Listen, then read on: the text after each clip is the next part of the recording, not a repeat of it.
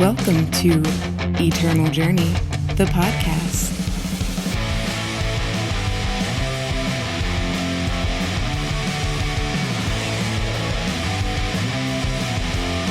What is up, everyone? Welcome back for another episode of Eternal Journey, the podcast that talks about all things eternal with a focus on limited play. I'm your host, Jedi, aka Caesar the Crowd Pleaser. That's right, and this week for episode 30 of the show, we're going to be going into a twist and warp deep dive. That's right, these are two mechanics in the current draft format that I feel warrant enough value and concern to have a discussion on them. You know what I mean? There's multiple ways and lines that come up when these cards and mechanics come into play, and so I feel like it should be worth it to do one. So that's what we're doing today. But as usual, gonna do a little bit of housekeeping, a little bit of initial stuff. First up, I want to mention my YouTube channel. This is EJthePodcast on YouTube. Look it up, you will find it. Look up Eternal Journey, you will find it there. And this is where you can find all my online content offline. Right, I post all kinds of things, draft videos, constructive videos. I'm going to try to work on more constructive videos, unboxings. All of it is up there on the YouTube channel. I have both YouTube exclusive content as well as pre-recorded and edited cuts of my live shows on there as well if you're not able to make my stream schedule. That being said, that segues into my stream schedule. I am live at twitch.tv/Jedi_EJ every Sunday, Monday, and Tuesday mornings Central Time. So come out, hang out, check it out. Let's make some punts and some great plays together. Love to hear how your draft and limited experiences are going. Okay, moving right along, we have the shoutouts section of the show. First up, I want to give a shout out to a fellow streamer. This is Taylor Made Tactics. Thank you so much, Taylor, for the raid. Really appreciate it. They decided to raid us after their raid on a Sunday. And ironically, it was kind of funny because they typically do constructed, but I got super excited because I was getting all kinds of viewers and this and that and follows. And I was like, what am I doing? And thought it was totally because of my change of pace. But turns out I was literally the only person streaming after Taylor Made Tactics. So I was everyone's favorite and worst streamer by default, which I thought was hilarious. But they decided that they did not do limited and they wanted to see some constructed jank because they just do brews to get to masters. And I had a couple of brews, so we ended up doing that. And I took some viewer decks and played them on stream. It ended up being a lot of fun and people liked that a lot.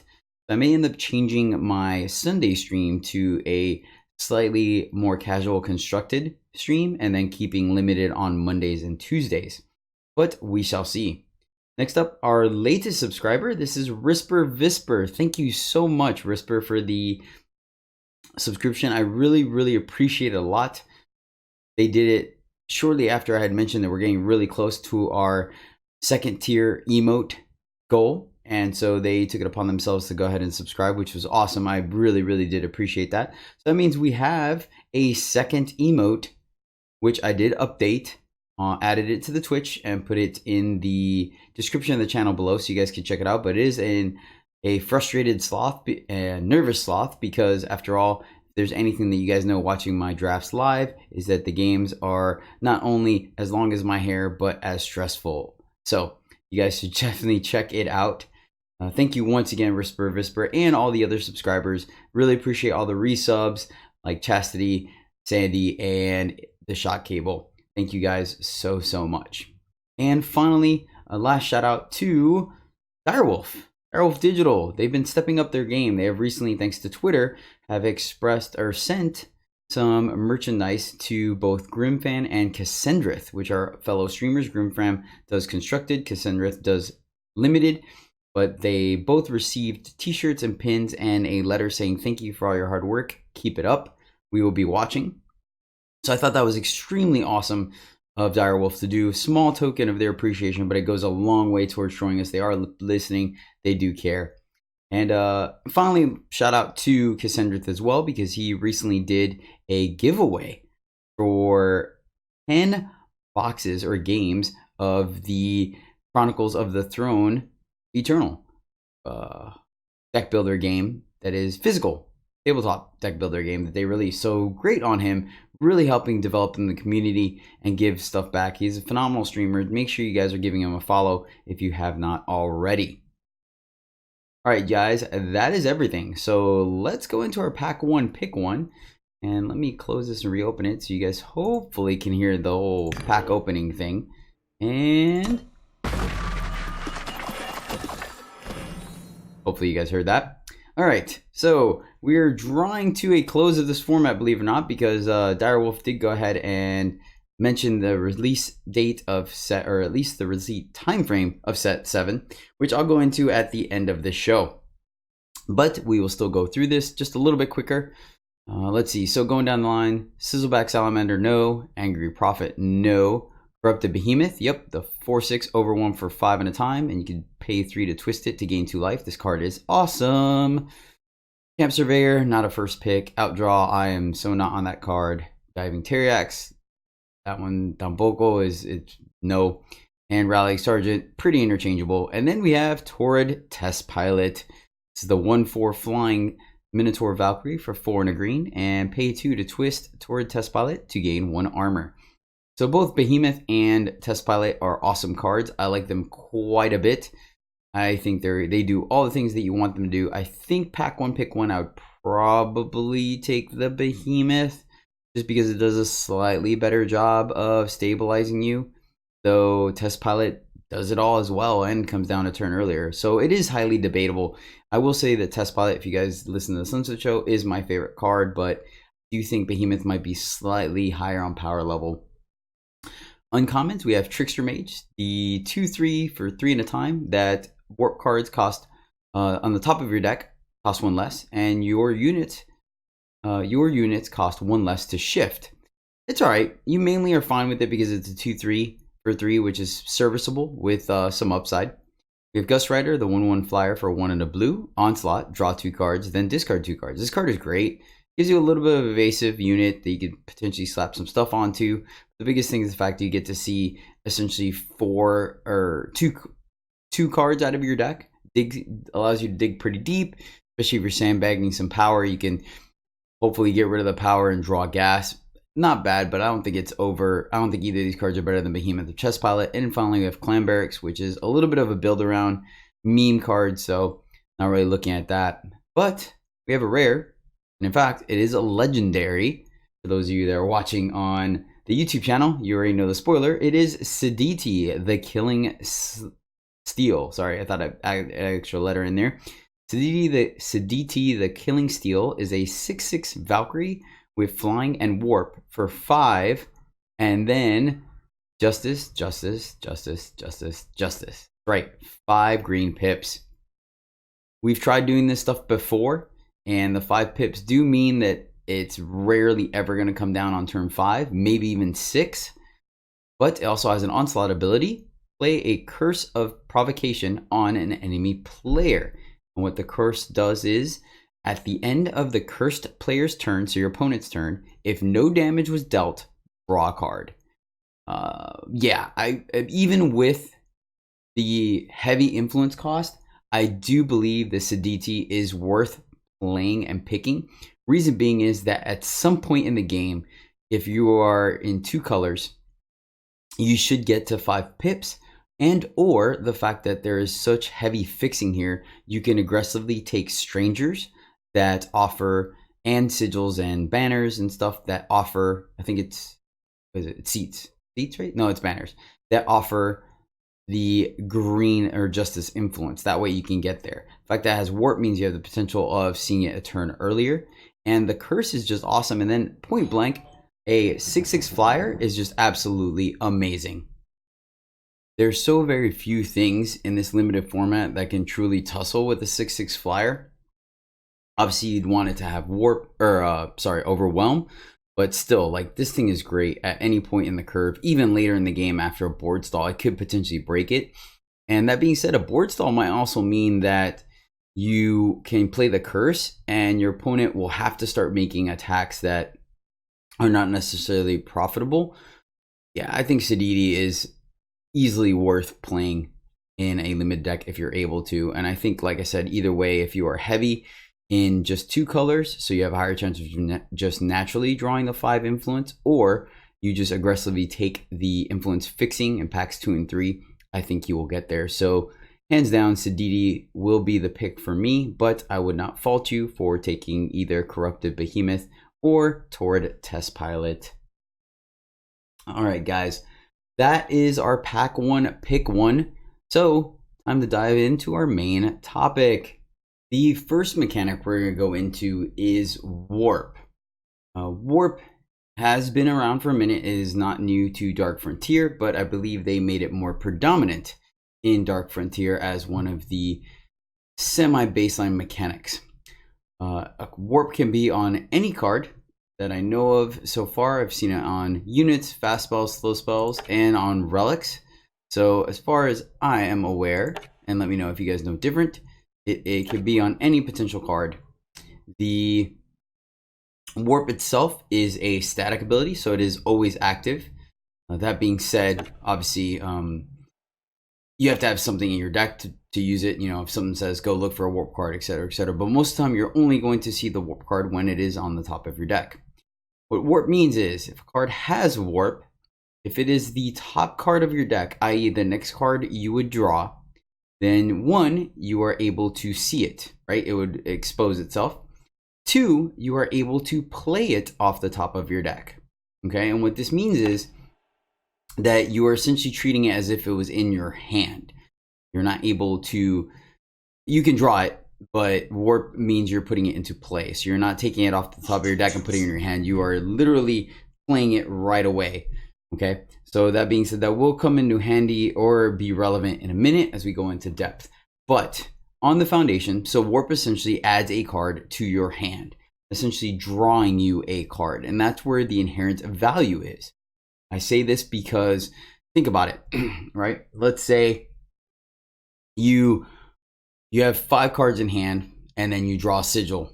You play that sigil and technically you're kind of done, right? But if the top card of your deck is a Warp, you're able to play that card, which means you drew the power or the sigil, and then you drew the card that had Warp that was on top of your deck. So that is the baseline of why Warp is such a powerful mechanic, because of the fact that it inherently draws you an additional card. Granted, you don't have a choice as to what that card is, etc., etc. All those little nuances like that. The timing of it could be off, and I'll explain that in a moment. But, or yeah, I might as well just go into that right now. You do have to pay full cost for it unless something says otherwise.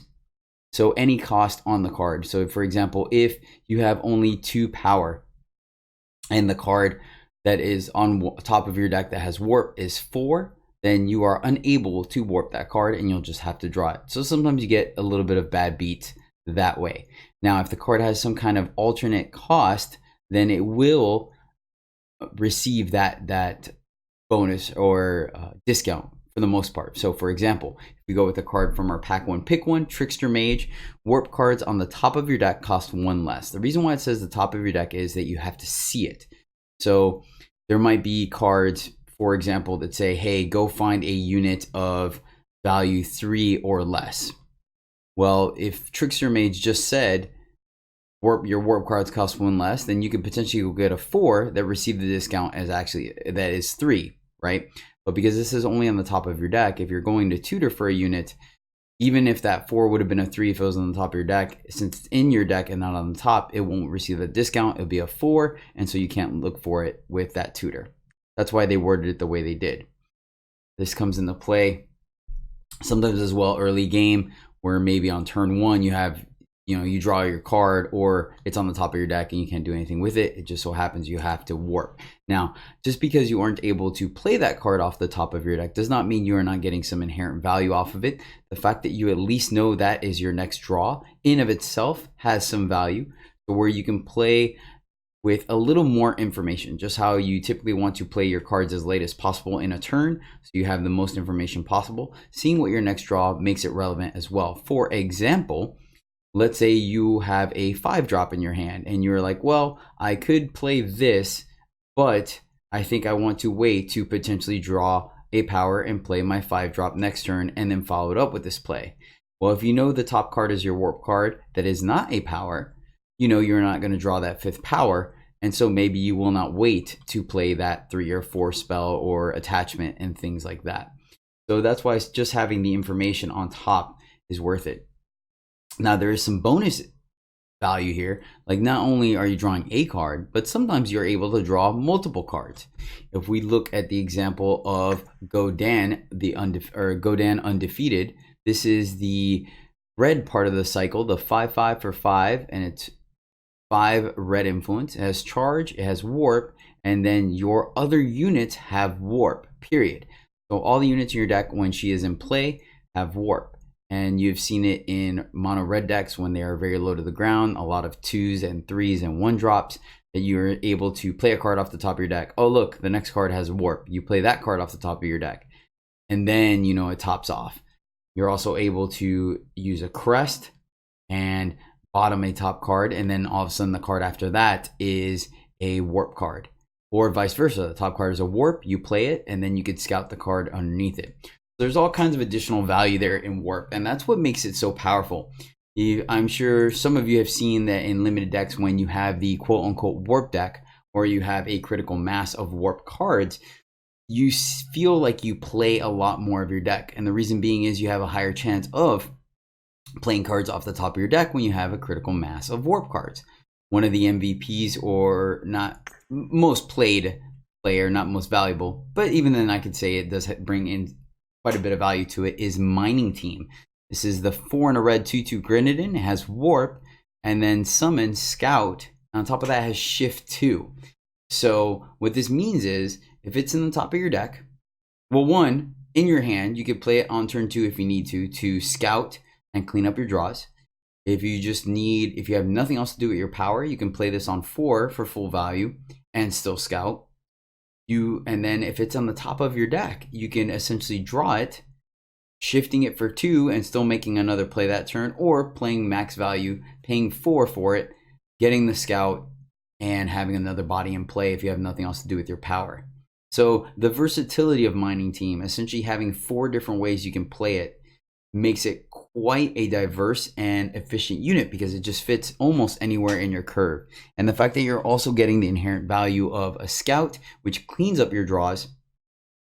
Essentially, if we go back to that scenario where I was talking about, where let's say it's turn 6 and you have like a 3 or a 4 to play, you can warp Mining Team for 2, keep or get rid of the top card of your deck for your next draw, because you know more or less where you're at in that part of the game. And then you're also able to play a 3 or 4 drop as well. This turn is a highly efficient and valuable turn, and thus making Mining Team quite a good card, and why its flexibility actually bumps it up a notch in priority level for it just being a 4-costed 2/2. So what we've talked about, essentially your default setting should be to warp, because warping is drawing you a card, and you get a card off the top of your deck. That being said, just because it is the default setting does not mean it is the default setting 100% of the time. There are times where you should choose, or the more optimal line is not to warp.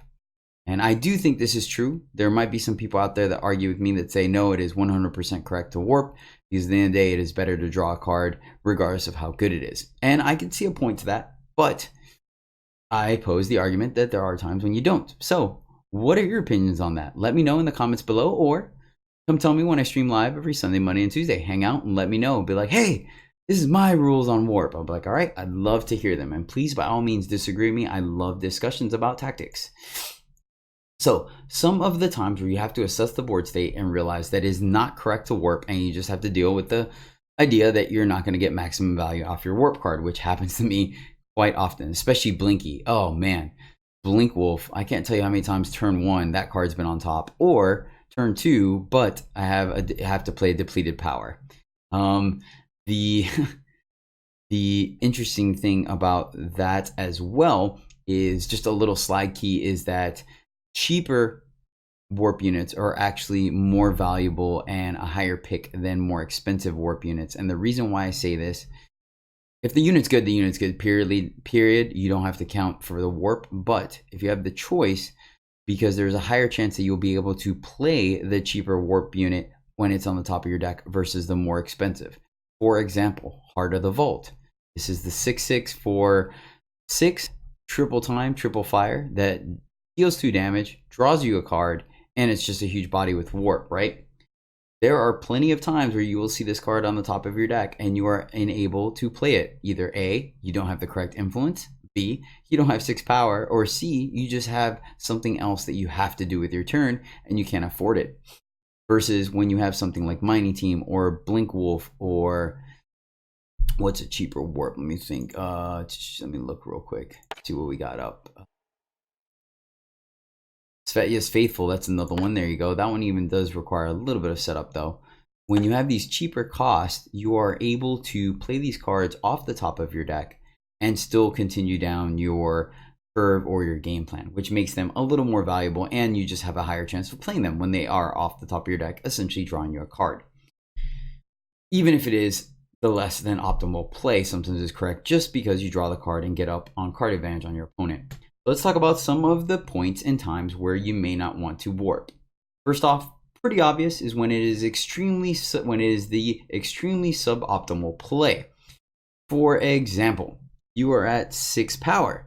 You have a Corrupted Behemoth to play, and you have a Svetya's Faithful on the top of your deck, right? Or Blink Wolf. Let's make it even more extreme.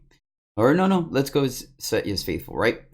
So you can attack with something, potentially losing an attacker to upgrade to a 3/3, or you have to look at it as this, right? Is baseline best thing, let's say you have a flyer, you get in there, is playing a 3/3 and drawing a card better than playing a 4/6 that stabilizes the board and you can twist next turn and still play the 3/3, etc., etc. That's what you're looking at, right? Because that's essentially what you're doing. You're attacking with something, then you are playing a 3/3, and that inherently is drawing a card. So draw a card, play a 3/3, right? That, I feel like, unless you are just in a completely commanding board presence and you have the ability to give up 4 power on your turn for the suboptimal play just to draw a card, I think in many cases it would be better to simply play the Corrupted Behemoth. You're going to get the attack in anyways, and then the following turn you're only leaving up 1 power instead of 4, and the following turn you're able to twist the Behemoth and still play the Faithful for a 3/3 without, and still being power efficient. So I feel like that is one of those scenarios, as well as another one would be like you have to attack with your 5/5, and they could potentially double block or triple block to lose only 1 guy, so you can, well, never mind, because that doesn't have a onslaught trigger. What has an onslaught trigger? Let me think. Saditi, there you go. That's another good one. You have to identify whether the potential curse is worth the warp ability. Now, don't get me wrong, this is a fine line. In most cases, still will probably be correct to sacrifice a little bit of tempo or power advantage to get a card off the top of your deck, because you can draw into more gas. That being said, though, there are times when it is not, and so you should just follow curve. Okay. Another one is, like I just kind of mentioned, when it ruins your curve, right? Let's say you're curving out right now 2, 3, 4, 5. Well, it's your turn 4. You have a 4-drop to play, but on the top of your deck is a Blink Wolf, right? It may be correct to play the Blink Wolf because you have the chance of, like, for example, drawing power, right? Let's say you have your 4th power, but you don't have your 5th one. Well, in that case scenario, you may want to go ahead and blink or warp the wolf off the top of your deck. Even though you're only spending 2 of your power, you are increasing your chances of seeing a power on your next draw, so you can play your 5-drop, right? Now, let's say you don't have your 5-drop and your strongest thing is your 4-drop. Well, in that scenario, there might still be correct to play your 4-drop and use up your power, because you know you're not going to draw power next turn. You may have a combat trick to keep up, as well as Blink Wolf. You may want to establish the ability to continue to attack your opponent with a larger unit. They may be pressuring you and you have to get a bigger blocker into play. And so for those specific reasons, it potentially kind of throws off your curve, or the vice versa. If you have depleted power, that's another one, right? You haven't played your power yet. You have 2 power in hand, 1 depleted, 1 not depleted. You have, let's use that same scenario where you're on turn 4, you have 3 power, you have 2 in hand. one depleted, one not depleted, and there's a Blink Wolf on the top of your deck, right? And you have a 5-drop. Well, now you have to figure out, is it better to actually no, let's say it's the sauropod. There we go. Sorry, let me reset. You're at 3 power. It is turn 4. You have a depleted power, you have a undepleted power, and you have a behemoth.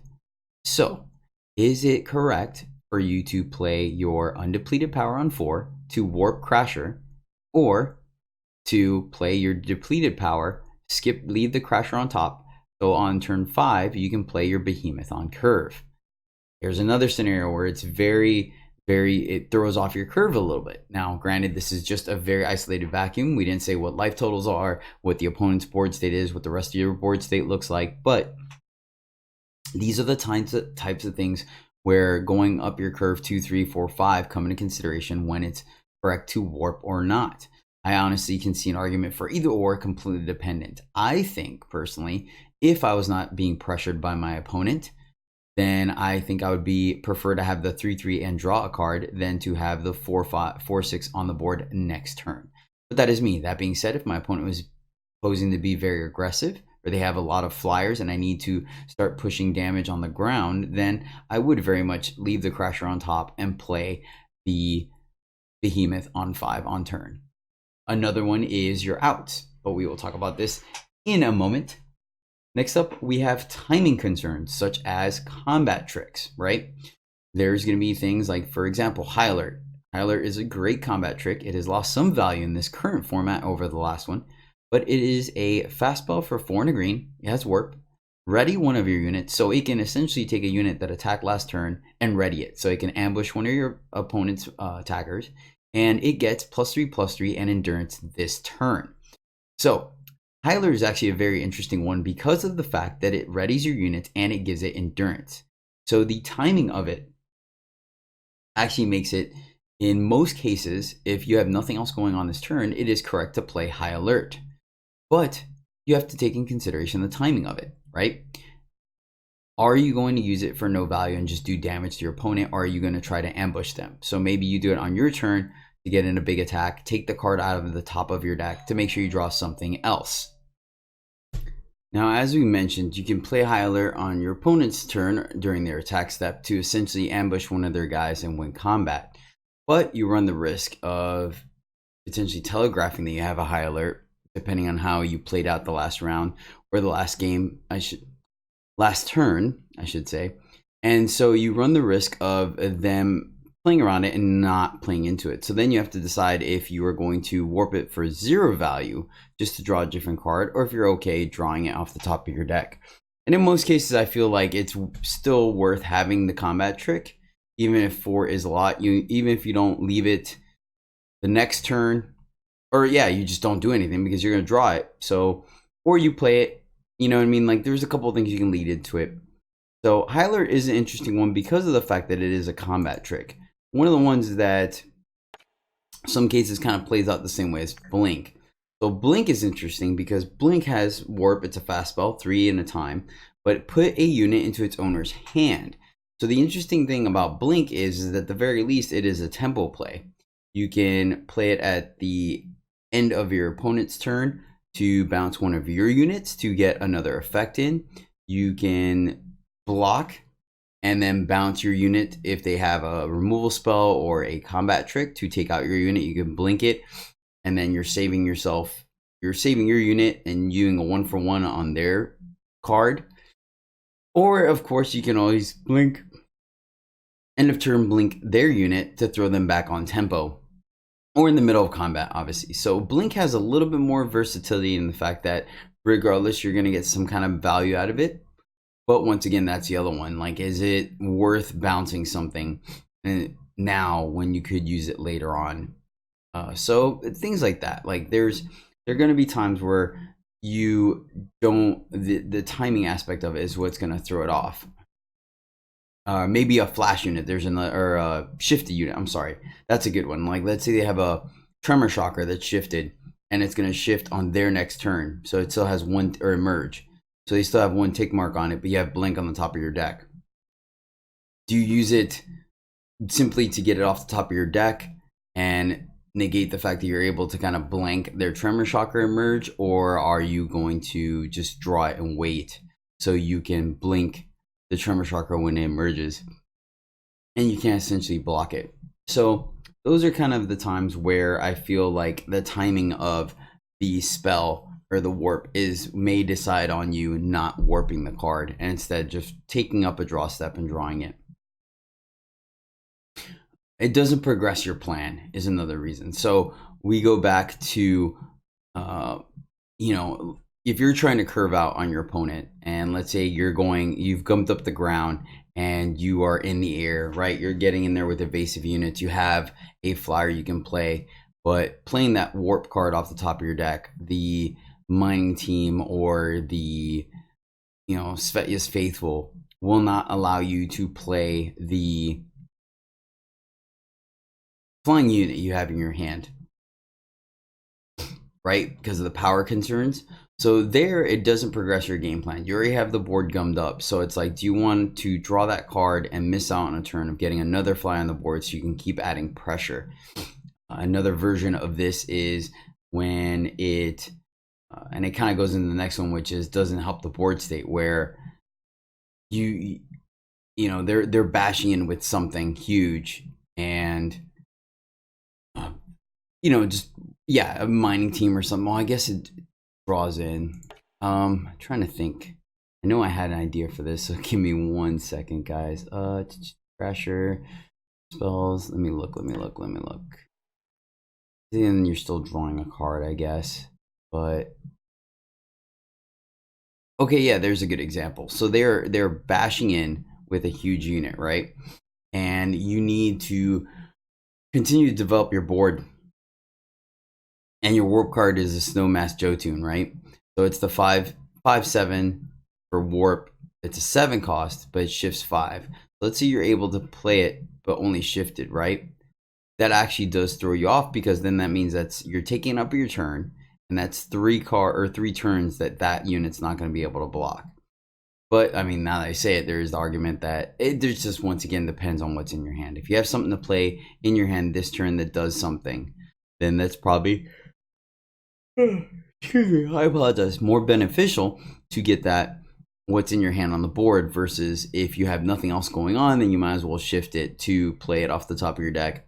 Even if it is going to take a couple turns to see it, you're still having the chance of drawing something else off the top of your deck that will help you in that scenario. Hold under is a good example as well of, do you want to, playing hold under to eliminate one of their mediocre units help your board state? Like, is that going to be what you want to do here versus developing your board or playing what's in your hand? If it doesn't really, and you're just doing it to draw a card, and once again, that goes into the timing thing. They kind of, all these things kind of interweave, where drawing a card is great and you want to do it, but sometimes the max opportunity is not there. And so you're missing out on making the most optimal play simply because of the fact that you are trying to get a card off the top of your deck that may or may not always work out. Some things that do kind of help are static effects like Winnow. And then, sometimes you also don't find out, like your game plan changes, like Hunting Honora has warp if you attacked, right? Like an onslaught triggered warp, which is a little awkward. There's, I guess it just kind of depends. This is what I'm trying to say, guys. I feel like at this point now I'm going to start to kind of repeat myself, so I'm like a beat a dead horse. But yeah, warp is a great mechanic. It's a lot of fun. It leads to some very interesting game plays and lines, but it's just, I don't want you guys to feel like it is always 100% correct to warp a card off the top of your deck. Sometimes it does equal to give it a bit of priority to accommodate that, but at the end of the day, there are times where not warping will be the correct play, and thus you play accordingly. All right, guys, that is going to be it for our warp discussion. Let's move on. Twist now is a mechanic that was introduced in Dark Frontier. It is actually quite an interesting and fun mechanic. I've actually enjoyed it quite a bit. So what is Twist? Twist is something that is only on units, and it has a stat buff, and that's why it's only on units. What it means is every unit is going to have a twist cost, if they have twist, right? And the twist cost can vary. That is the variable. What is consistent about twist is that it will always cause the unit to lose 1 health and gain 1 power every time you twist it for some kind of ability or reward. And so let's take, for example, Blurry Chaser, which is a 1/3 quick draw Yeti Explorer for 2 and a red. And it has pay 1 and twist Blurry Chaser to scout. So what would happen is you would pay 1 power, you would twist Blurry Chaser, so it then becomes a 2/1 or 2/2, sorry, losing 1 health going from 3 to 2, gaining 1 attack going from 1 to 2, and then you will scout. Now, twist, you can do it as many times as you like, to include killing the unit, as long as you have the power for it. So for example, Blurry Chaser, once again, if you have 3 power, you can twist it once, making it a 2/2 and scouting. You don't like what card is on top, you bottom that, you want to look again, you can twist again, making it a 3/1 and scouting. And you can leave it there and leave it as a 3/1 quick draw, which is what most people do. But if you're in a pinch and you need to do something, you can minus it or twist it an additional time, make it a 4/0 and just killing it, but getting your scout. A good example of something that you might twist to oblivion is something like Bulbous Humbug, which is a 1/2, where when you twist for 2, you get to look for draw a sigil of your choice from your deck, or Headhunter, which is another popular one. To kill at least, which is because it starts off at 1, so that's kind of interesting. And we'll talk about that in a minute, where it is a 2/1 Gunslinger Minotaur for 1 and a green, and you can pay 2 to twist Headhunter to play a wanted poster on an enemy unit. So this one inherently kills itself to use it just once. So everything varies. I believe the cheapest, obviously, twist cost is 1, and the most expensive that I'm aware of, if I can recall, is 5. Don't believe there's anything that twists for more than that. And then there's also several cards that synergize with twisting, i.e. Stained Honor causes your twist abilities to cost 1 less. And then you have things like Scarecrow that cause on your upkeep or at the beginning of your turn, you can you swap the attack and health or strength and health of a unit on a regular so you essentially can twist something, so it's like a 4/1, and then you switch it to a 1/4 and you can twist all over again. Once again, of note, it is still only on units because of the fact that the inherent mechanic of twist does it increases attack at the cost of health. That is the lore behind it, of essentially things creeping in, or the Shadowlands creeping into the nearby civilizations, twisting the essence of the beings. So yeah, so on the surface, the value of a twist unit is the ability to get some kind of ability off the unit and still have a unit. So you're getting essentially somewhat of a free spell, even though the strength of that spell can vary. For example, Razor Quill will drain your opponent, so it deals 1 damage to them and you gain 1 life.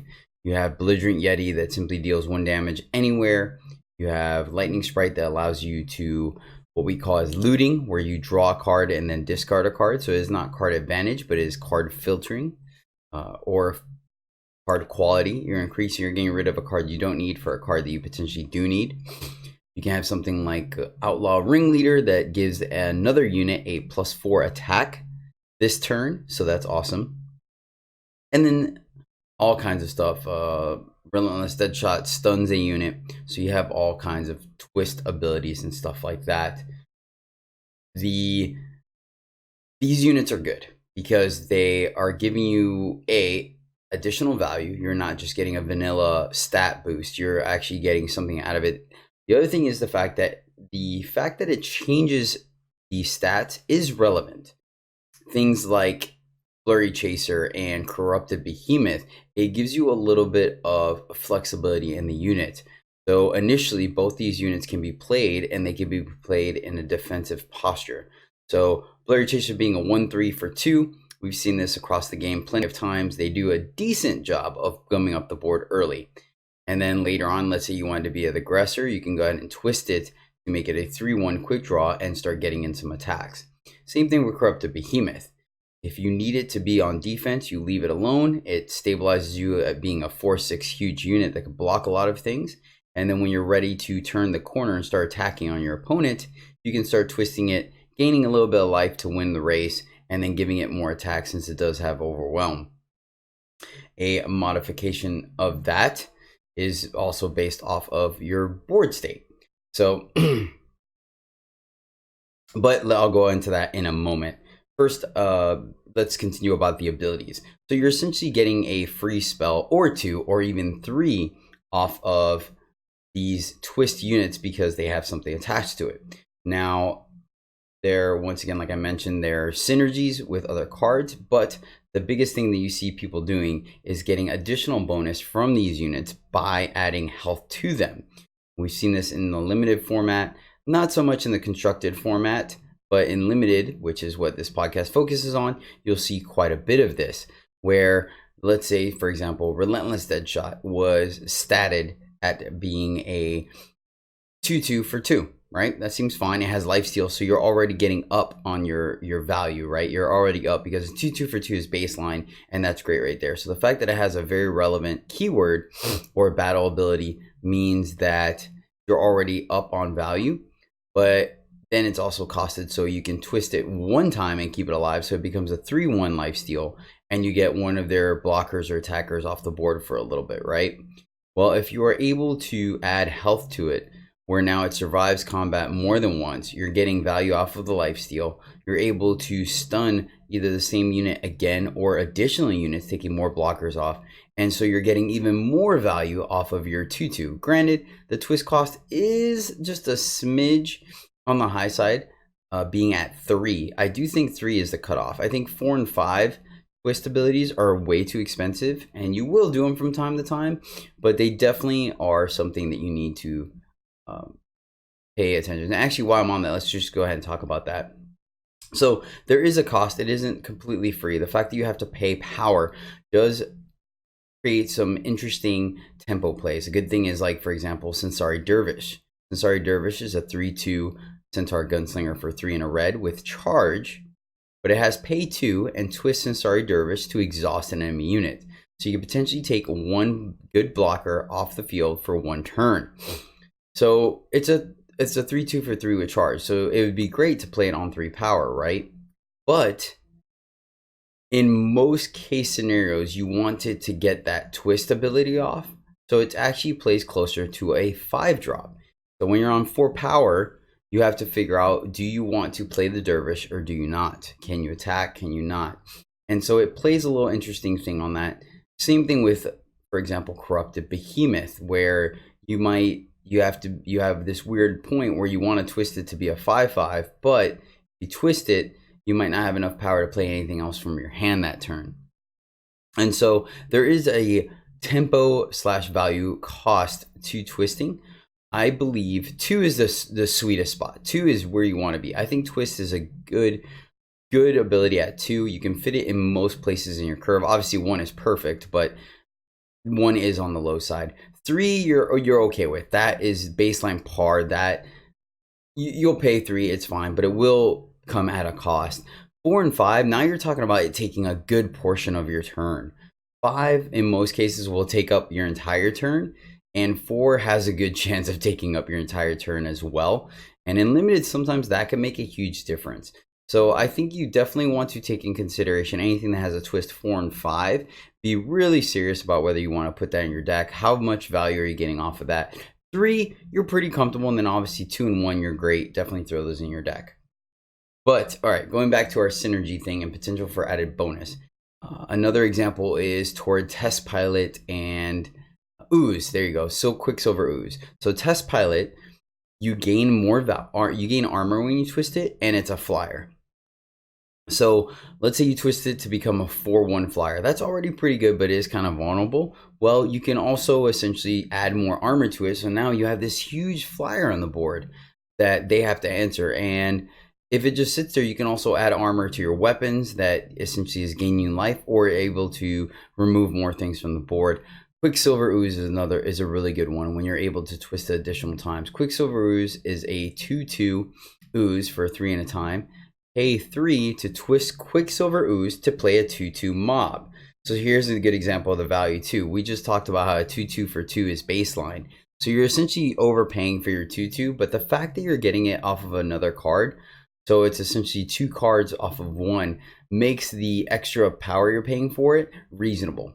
Now, here's the thing, right? If you're able to pump the health of Ooze at all, let's say by 2, right? You slap a weapon on it or something.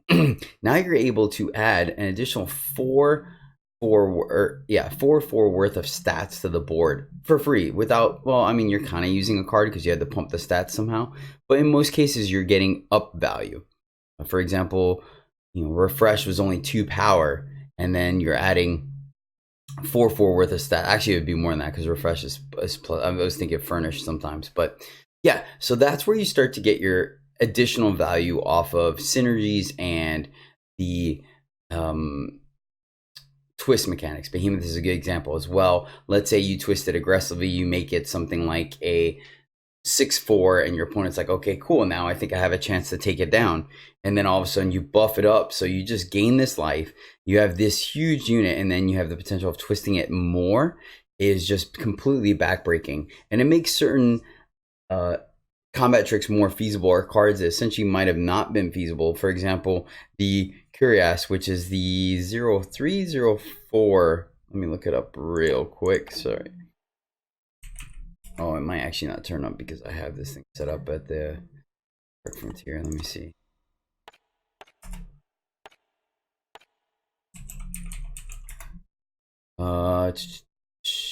Tower Shield. There you go. That's a good example. Tower Shield or Warren Shield. That one's fine as well. Warren Shield is simply a +0/+3 weapon for 1, which in 99% of the cases you will not play it, but depending on what shield mechanics you have or twist mechanics you have, it might be a lot more feasible. Our shield is another example of that, but I won't get too much into those off the wall cards right now. So that is typically that's pretty much what you want to do with twist mechanics. I'm not gonna spend too much more time. I feel like sometimes I get a little long-winded. Let me know in the comments below or live on Twitch every Sunday, Monday, Tuesday, how you guys feel about me. It's tough doing a podcast by yourself because I don't know how much in depth I want to go into something, or when I'm just kind of monologuing. So by all means, let me know in the comments below what you guys think. I would love to hear it so I can continue to improve this show. Next up, something to take into consideration when twisting. I did talk about the curve and the cost of paying the power, but you have to adjust for removal. What this means is things like if your opponent is playing Justice, right? And things like Retribution is a consideration. Granted, Retribution will just straight up kill anything, period.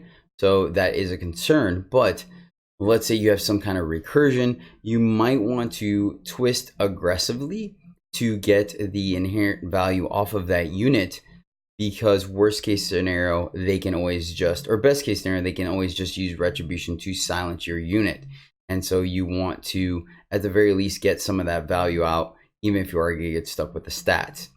When you're going up, I think fire is actually the biggest thing that you have to be careful about, because of the fact that fire has granite coin as well as char, which are 2 very cheap ways of interacting with your board, and twist kind of plays into that. For example, we just talked about Toward Test Pilot, where it is a 1/4 flyer, but you can twist it all the way to a 4/1 and get in there. Well, when you're playing against a fire opponent and they have not used a granite coin, you might want to leave it as a 3/2 for an extended period of time, even if you are missing out on damage, because of the fact that they have the potential of having a granite coin. And there are times where you can twist it down to a 4/1, get in there for damage, but then all of a sudden, even maybe the very next turn, they trigger onslaught, play granite coin, and essentially kill your 4-cost unit that you paid 4 plus an additional 6 power into for free, essentially. So that is something to take in consideration. A char, once again, I mean, granted, char is a little harder to play around because most units, you're going to twist them just once and it takes them down to either 1 or 2 health. But that is something to consider. You want to definitely play around that. There's nothing worse than losing your corrupted behemoth to a char.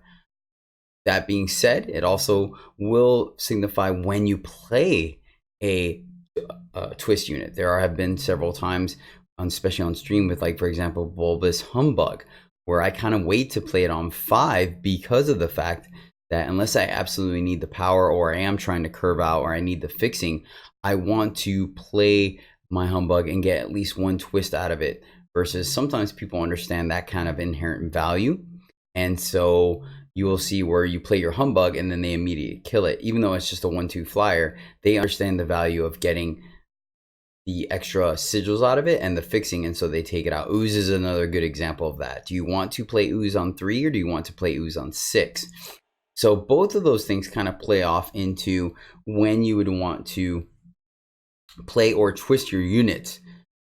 Streets of Flame is a little bit harder to do because leaving a twist unit on 4, there's very few units that do that, and most of them start at 4 and then they go down to 3. So you kind of, but in that case, if you are playing around Streets of Flames, well, you know, being at 3 or 2 or 1 is all the same, the Streets of Flame. So in that case scenario, then you would once again go back to the whole twisting aggressively to take out, get the value out of it before they are able to kill it. And sometimes it will be correct to kill your own unit. A good example of this is Cabal Repeater. We did talk about Bounty Hunter, but I think Cabal Repeater is another good example, or Blood Nurse. Those are both very good examples of potential twist units that you would want to kill yourself for the value. Blood Nurse is an even 1-for-1. So Blood Nurse is a 1/1 shaman for 1 in a shadow. Pay 2 to twist Blood Nurse and to play a 1/1 vampire bat with flying and lifesteal. So right off the bat, it is overcosted. You're paying 3 for a 1/1 flyer with lifesteal, but the minute you are able to add any kind of health to Blood Nurse, now you're up. You know what I'm saying? Now you're essentially just paying 2 for a 1/1 flyer lifesteal. And because of the baseline, you're upgrading her body from a 1/1 vanilla to a 1/1 flyer with lifesteal. It is perfectly all right, and in most cases, you see people twist her once they get at least 1 additional value off of her, twist her to death. Cabal Repeater is a 3/2 gunslinger for 2 in a shadow. Pay 3 to twist Cabal Repeater to give your other units 1 attack and deadly this turn. This card can win you games. It causes all your units to get in for more damage and trade up with their blockers. So they really have to decide on whether they want to lose, you know, a 4 or 5 drop to a 1, 2, or 3 drop. And in most cases, it is correct to simply not attack with this, because if you attack with it, chances are they are going to block it because they don't want to run the risk of you being able to twist it a second time. Twisting a second time does kill it, but you had really good attacks the first time, you're probably going to have really good attacks the second time. And so there will be times where it is correct to twist Cabal Repeater a second time for the +1 attack and deadly on all your units' value, killing it but getting in there. Razor Quill can finish your opponent off, deal significant damage, so sometimes it's correct to kill it there. And then obviously Deadshot is another one where you want to potentially twist it twice to get 2 units stunned to get in there and win the game. So that's where board states come into play, like I said, where you want to work around your opponent. If they have Platemaker, Minotaur Platemakers are rare. So let's say they have a bunch of 3/3 units. Well, Platemaker, its twist allows you to play a 2/2 weapon on another unit that's not carrying a weapon, right? To avoid like having some crazy synergies where you could put it on itself or double up on another twist unit, etc., etc. So Platemaker is a 2/5, right? Well, if your opponent is running around with a bunch of 3/3s, you might want to hold off on twisting it more than once. Twist it once so it's a 3/4. So now it aggressively blocks your opponent's attacks and it won't die to them. And you just hold it there even if you have more value. Board Test Pilot is a good example of this. If your opponent has flyers, maybe you want to twist it to a 2-3 and leave it there, or maybe a 3-2 versus leaving it as a 1-4 or twisting it down to a 4-1. Certain accommodations like that are taken into consideration when you are twisting. You want the stat part of it to be relevant as well. A lot of times twisting a unit to, you're going to block with it, for example, let's go back to Toward Test Pilot. If they have a Steel Legion in the air, right? Well, there, in that case scenario, you might want to go ahead and twist it aggressively to a 4-1. That way, your opponent really has to think about whether they want to attack and trade with their big flyer or not. So nothing too crazy there. I think that one's pretty straightforward. You want to base your stats of your unit off of your opponent's board state whenever it is important or feasible to do so. But I think that just about covers it. Yeah, that's everything on, not everything, but that's the most things on Twist, guys. I do enjoy the mechanic. I hope it does stick around. Of note, there is semi-similar things to it. It is very similar to, I guess, the older mechanic where you have to exhaust a unit to do something. That is probably the standard of it. You know, the equivalent of tapping something in Magic. This allows you to simply pay a cost to do something and still have the unit to both block and attack. So there's the value of and difference of Twist versus just exhausting. But yeah, I like Twist. I think it's a very interesting mechanic. Leads to a lot of interesting gameplays and lines, both in tempo and board states, etc., etc. So I like it. I think most people that play Limited enjoy the strategic and multiple lines part of the game. And so where you're able to sit down and 3 different players can have 3 different lines of play they want to do off of one board state. I think that's a lot of fun. So that is going to do it for our main topic, guys. That is it. So let's go ahead and dive into our What's the Play. The What's the Play this week comes from a draft that I did. Yeah, once again, guys, if you do have a very interesting line of play or interesting board state that you want to send my way, by all means, you can send it to me, email via EJthePodcast@gmail.com, or post the link in the Discord, which you can find on Twitch and in the show notes here down below. So, all right, let's break it down. We're going up against Impeccable Brew, which I've actually seen a couple times. They are on Genève, so Fire, Time, Primal. They're at 5 power, 21 health, 4 cards in hand. They have a 1/3 Devotee, a Clip Diver Mantisaur, the 4/3 flyer with Aegis, and it has double damage, and I'll explain why, because the other thing they have that they just played is the 2/2 Cover Fire Marksman shifted. So when it is shifted and it's at full 3 tick marks, you can give another unit double damage for as long as it's shifted. So they played it. They hit us for 8 in the air with the Mantisaur. All right, and that's their board state. Our side of the field, we have the Steadfast Paladin, the 2/1 invulnerable to damage on our turn. A Spell Sorceress, the 1/1 shift 2 that gets bigger every time you play a spell. It is currently a 2/2 with 1 tick mark left. We have 2 1/1 Deadly Scorpions with 1 tick mark left on their shifts. And we have the 1/3 Mission Wayfront Missionary, whatever. I forgot the name of that card. Either way, the 1/3 vanilla, right? We have 4 power. It is turn 5 for us. We have 1 time, 2 justice, and 2 primal influence. Our hand consists of a Begone, the 1 power bounce a unit and at slow speed, and it gives you a shadow or justice influence. We have the Corrupted Behemoth, we have a Horn of Plenty, and we have a Time Sigil. And then on the top of our deck is Entangling Vines, which is a warp card. It is a slow spell for 2 and a blue and stun 2 enemy units. So, dare I ask, what's the play? And I'm not going to spend that much time actually now I think about it, because you guys can always just pause, think about what the play is going to be, and then go into it. Let me know if you guys do prefer that I put the time gap in there, let me know. Once again, I'm all about feedback, guys. I can't stress that enough. So if you want the elevator music and the time for you to think about it, let me know. And if not, and most of you just hit pause or just skim right over to the next part, then by all means, let me go into it. So we have a couple of play options we can play here. Obviously, we're playing our time sigil. We want to hit 5 power because we have plays.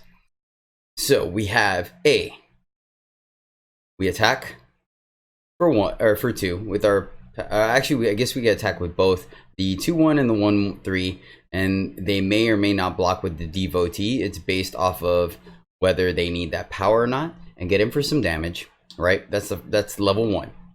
We play our power, and then we have to decide. So I'll just go over all the lines. They all just kind of multiple ways. Essentially, we can play the behemoth to add to the board, and then I guess they all kind of twine into each other. That's the only thing about this. What's the play? It is interesting because they are different lines. I think they're all kind of similar lines, just the order in which, or the timing of it, is what changes. So let me go ahead and just explain all the things we can do, and you guys hopefully will let me know in the comments below or live on Twitch. Come hang out and chat and let me know what your play would have been. But so option 1, attack just to get in some damage, play behemoth. Next turn, play horn, get in for a ton of damage. This turn, play horn, get in for a little bit of damage, but you're set up for possibly entangling vines and begoning next turn. And the third option is to begone and entangling vines this turn and get in, and then next turn either behemothing or horning, right? And it's all about order. I believe it's pretty obvious not to horn here because horn does absolutely nothing for us. It allows us to get in for 3 essentially, because the steadfast paladin will not be blocked by their devotee. We can leave the missionary back, right? And actually, since I've called it like 4 times, let me see what it's called. I'm gonna feel so dumb now when I see it. Oh, Warfront missionary. I was right. Okay, cool. Okay. Anywho, so going back to the what's the play, right? Horn just doesn't give us enough value here. The next option is to play behemoth, right? We're at 17, so they're gonna get in another attack. They are playing, the only pump color they have is fire. So there is a chance that we can just take another straight 8 here and go down to 9, but we develop our board with the behemoth and we have the potential of gaining life with the behemoth, right? And I mean, the cover fire paladin is 2 away. And then obviously the Avasaur having Aegis makes it an automatic 2-for-1 for us. We don't have any flyers. And then we can horn after that. Or finally, the last play is to, and this is the one I ended up taking because once again, you guys have heard I'm a very conservative player, both in drafting and in gameplay. So I went ahead and felt like it wasn't worth the risk of going down so easily to 9 and putting us on the back foot. So I did decide on costing us some tempo. And what I ended up doing is playing the Begone on the Mantisaur to break the Aegis, and then using the vines off the top of our deck to stop the Mantisaur and also stun the devotee. So obviously in a perfect world, we would have liked to use this in the cover fire paladin, but it is essentially out of the game for 3 more turns. So, or 2 more turns. So I do think it was fine to get semi value off of our vines, stunning the Mantisaur. Of note as well, they're not playing Justice, so the chance of them giving the Mantisaur endurance and being able to break the stun was unlikely. So I just wanted to keep our life total nice and high. I wanted to buy us some time. And so stunning both units allowed me to get in there for 1. It gave 2 additional attack or health or stats. It gave a +2/+2 to the sorceress that was still shifted. And we were able to get in for the full 3 damage, right? And then I go ahead and pass the turn. Turns out that the top card of our deck, which is a little bit of a bummer because that would have been neat to continue playing, is Sauropod Crasher. So the 3/3 for 4 with Warp. So, and that's fine. That means that we're 100% either horning or behemothing next turn. And our opponent then proceeds to play the Swiftfoot and Apraxis Stranger. So they have a 1/1 and a 2/2 on the board, and it's our turn. We draw the Sauropod. And now both or all three, both the 2 scorpions and the sorceress emerge. So we have a 2/1 invulnerable, a 4/4 unblockable, a 1/1 unblockable, 1/1 unblockable, and a 1/3. So what would you do here? And I decided that I wanted to be in a race scenario because we are still going to have to deal with the Mantisaur coming out of stun next turn. So I felt like until we draw something that's going to kill it, I don't want to rely on that. So our best chance of victory here is to switch gears and race, right? So I want to capitalize on our emerge units because at the end of the day, our scorpions aren't going to be, they're going to be traded off aggressively towards their smaller units. And we are on a clock because of the fact that cover fire marksman will do 4 when it emerges. So here I sacrifice a little bit of tempo yet again. And instead of playing the behemoth, I play the horn and swing with, I believe, everything. Nope, I take that back. I end up swinging with everything minus the missionary, which is now a 2/4, because I guess I didn't want to get blown out and I wanted to defend myself a little bit. Yeah. So we swing like that, and nope, wait, I take that back. I did attack with everything. My bad. And, I guess that makes sense because they would have to attack, or they would have to block and lose an attacker. So inherently, by it attacking, it would have potentially saved us some life. So, and plus it might have been the math. Let me see what that put him at. Yes, that put him at 2 or 4. I'm sorry. Okay, so we did that. So now they're at 4, and so we have multiple ways of having lethal next turn. So once again, it puts us in a position where we would have to attack and they would have to block to not die and hopefully trade off profitably. And I think that actually makes it to where they don't attack with the Mantisaur. Let me double check. Oh, no, we end up losing. Yeah, oh, that's hilarious. Yeah, I gotta tell you guys about this. Okay, cool. That's one of the reasons why I also picked this. So yeah, and so leaving the missionary back ended up being, let me know if you guys would have left the missionary back or not.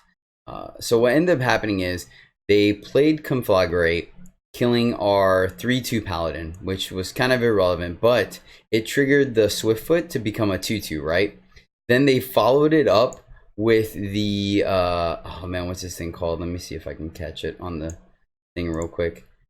The 4/3 charge for 5, but it costs 2 if prior elemental, there you go. So 4/3 charge for 6, but if you played a spell this turn, it costs 4 less, so it only costs 2. So they play that, and then they swing with everything, which ends up being exactly lethal.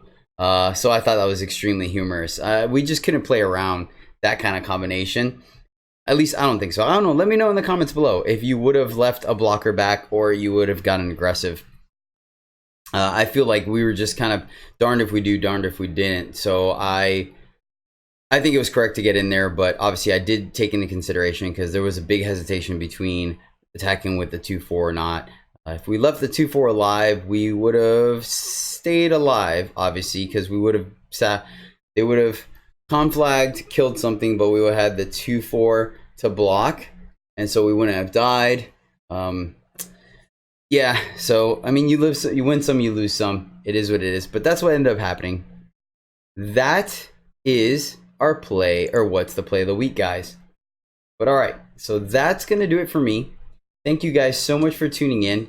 I hope you enjoyed this podcast. I know it ended up being a little late in the format, considering that we did get the announcement. Oh yeah, spoiler, we got the announcement for set 7 that is coming out later next month, which is extremely exciting.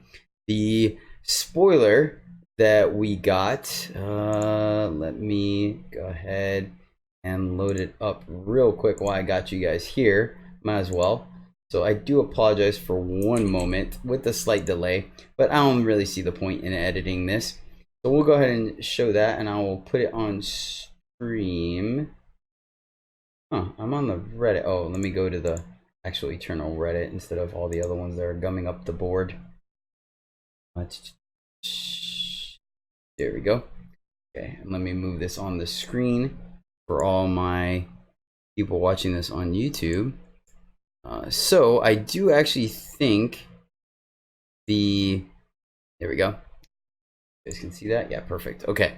So We've only got one card spoiled so far. It is a legendary. It is Felruk the Outcast. It is a 5/2 unseen, which looks like a super cool ninja, by the way.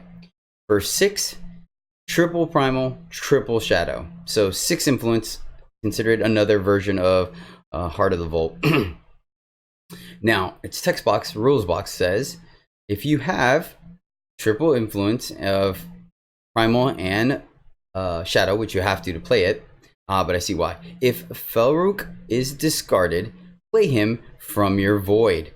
So kind of like a similar effect to Privilege of Rank, where if the card is discarded, you end up playing it anyways. So that's inherently powerful on its own. Then it has Summon. The enemy player discards a card from their hand, then discards its cost in cards from the top of their deck.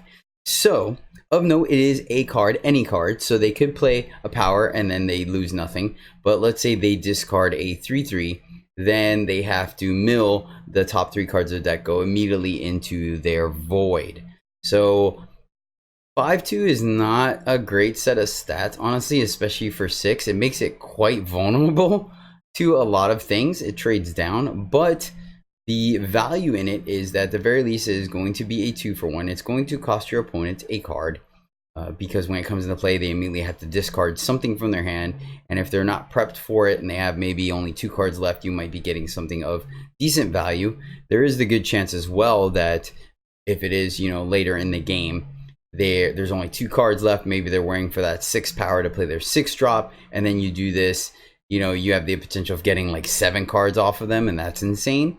The value is obviously the fact that you are able to discard him and still play him for free, or at a discounted cost. You do still require the influence, but using strangers and other things to add influence, you could potentially hit that pretty easily, especially with sigils crest and banners and all that jazz to get double influence at a card. So you could probably come down as early as turn 3, I would think. It's probably the soonest you'd be able to play him if you discard him, which, might be a thing. We'll have to see the rest of the mechanics of the set. What this does lead me to believe is that, and granted, this is a legendary, and just like Privilege of Rank was a one-of card, this could be a one-of card.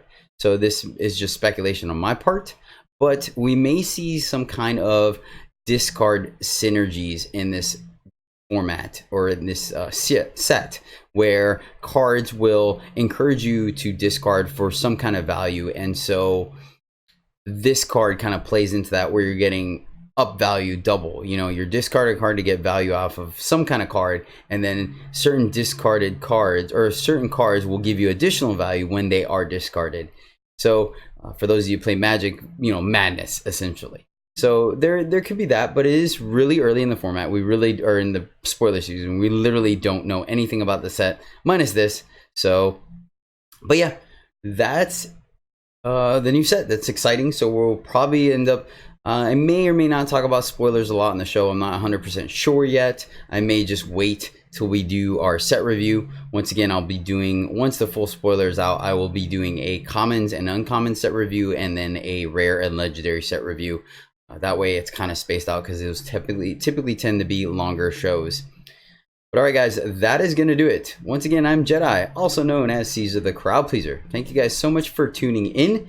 You can catch me live every Sunday, Monday, Tuesday on twitch.tv/Jedi_EJ, where I stream primarily Eternal Limited, but I do occasionally do some constructing and stuff like that. Might try out this journey into Jank Sunday idea because of the fact that I did that last week and ended up being a lot of fun. Thanks to, once again, TaylorMade Tactics Raid.